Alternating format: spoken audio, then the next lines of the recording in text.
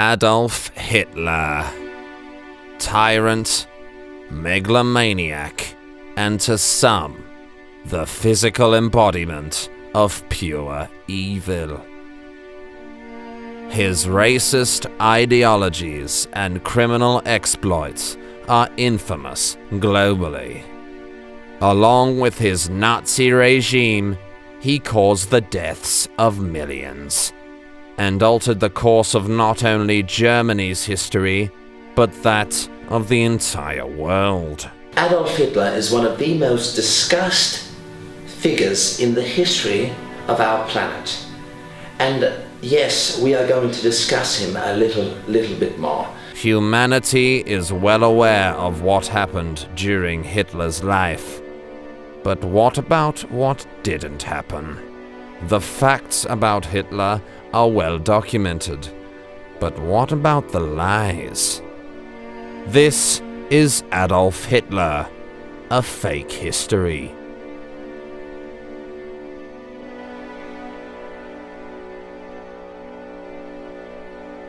I am a historian.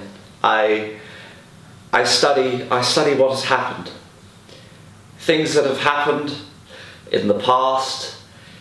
If I were to happen upon someone masturbating, I am not interested in what is happening, because it is happening in the present. If he masturbated 60 years ago, I am more interested. While German troops stormed across Europe, Hitler maintained an appearance of utter hatred for British Prime Minister Winston Churchill. But away from party rallies and public appearances, their relationship was less ally and axis, more Dahmer and Greg. I have a theory that Hitler had a secret love affair with Winston Churchill. There are many stories of Hitler up and leaving in the night, in the middle of the night, with absolutely no explanation. He would just pop out of the Reich Chancellery. And my theory is that Hitler was going over to England to have a secret love affair with Winston Churchill. He would go to 10 Downing Street, and Winston Churchill had this little basement set up, and he absolutely loved Hitler's visits, and they'd split a bottle of brandy, as was customary for Churchill. And Churchill would, tell stories of how many Nazis that he'd fucking killed that day. And, they'd have a big laugh about the whole state of things, and then they'd proceed to have glorious anal sex. And you might be thinking to yourself, where is your evidence? Where is your evidence? Well, I have absolutely no evidence for this. But if you look behind me, there is a bookcase. And a bookcase, I feel like, is evidence enough. There are many books there. You can't tell whether I've read them or not, but they're there. And I feel like they give me a sense of authority over history, and also carte blanche to make up whatever the fuck I want, really. In public, Hitler destroyed rival armies. In private, Hitler destroyed anuses, with the same fiery aggression he displayed in his speeches to the Reich. Wann ich die Augen schließen werde, weiß ich nicht. Aber dass die Partei weiterleben wird, das weiß ich. Und dass über alle Personen, über Schwache und Starke hinweg, die Zukunft der deutschen Nation erfolgreich gestalten wird, das glaube ich und das weiß ich. The roots of Adolf Hitler's homosexuality can be found in his childhood. Hitler, as a young boy growing up in Austria, he enjoyed walking in the sunshine, he enjoyed playing with insects, and of course he enjoyed very glorious gay male sex. He was gay from a very young age. From about the age of 3, there are stories of Hitler parading his little penis around and showing all the neighborhood, going, one day I am going to try and annihilate a whole race of people. There are many myths and rumors surrounding Adolf Hitler. Myths and rumors that can now finally be exposed and replaced with other myths and rumors. A lot of historians think that he has one testicle. No, he had 2 functioning testicles full of sperm, and he would regularly deposit the contents of his 2 testicles into his niece's mouth. There's some other facts about Hitler. Hitler routinely used to meet up with his niece. It is said in some biographies that Hitler enjoyed being urinated on, which is of course true. But he also, unknown to many historians, liked to be shat on, for lack of a better term. He liked to receive an influx of diarrhea into his mouth from either his niece or Eva Braun. Hitler, he apart from his gay affairs with Churchill, also had a gay affair with Joseph Stalin. He admired Stalin's mustache. He thought it was much more manly than his own. And while the Germans were invading Russia in Operation Barbarossa, and they were aggressively attacking the Red Army, Hitler would pop off to Moscow and meet Stalin at the Kremlin, and they'd have a chat again. They'd have a big laugh. They'd have a big laugh, like Churchill, have a big laugh. Oh, look at all these millions of young men we're sending to their certain and disgusting, abhorrent death. And they just have a big laugh. They'd have a few shots of vodka, and eventually, after discussing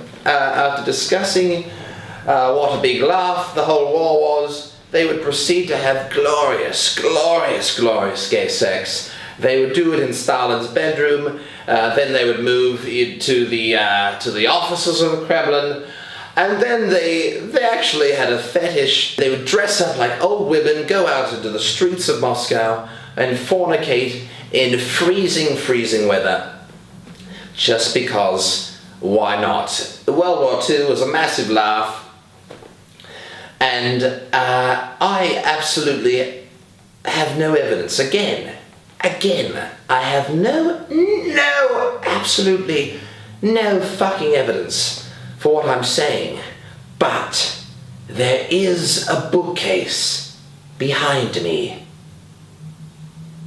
Hitler could not achieve such dizzying success without his right-hand man, propaganda minister Joseph Goebbels.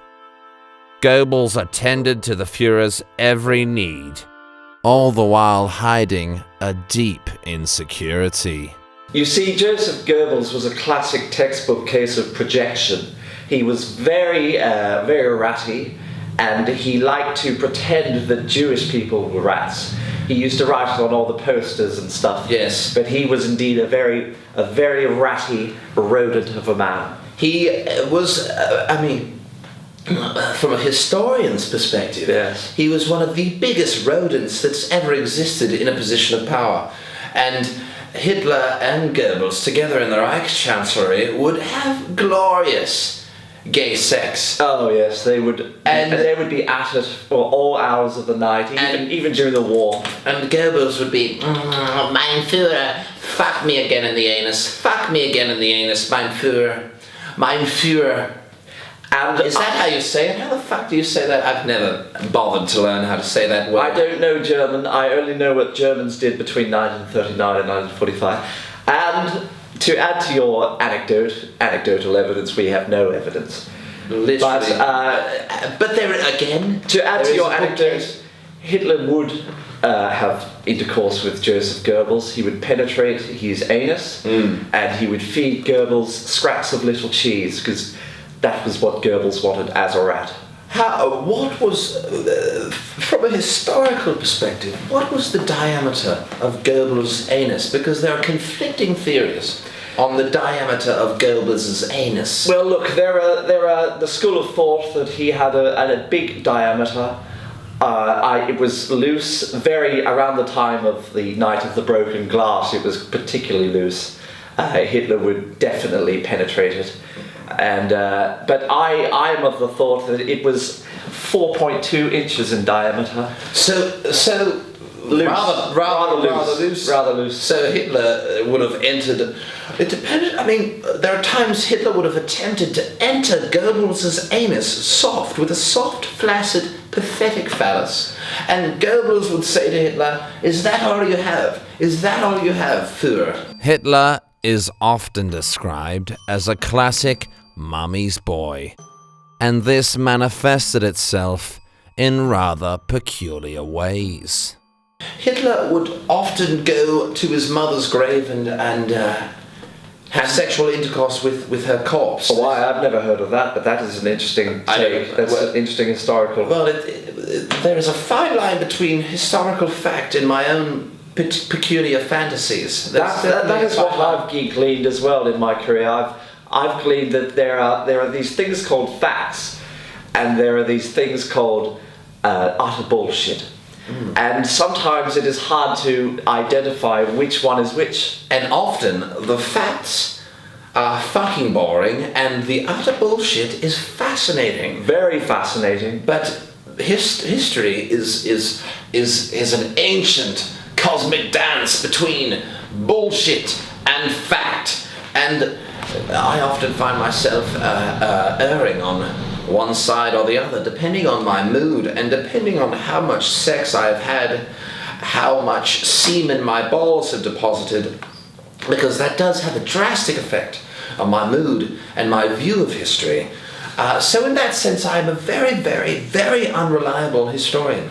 But it doesn't make these stories about Hitler any less true because of the bookcase that we have behind us. This professor and myself, we've been studying Hitler's genitalia for years and years. I have a bachelor, a master's as well in Hitler's balls. I wrote my thesis, yes, my PhD, my doctorate on whether or not Hitler had a foreskin. Now, there are many perspectives to this debate, many theories.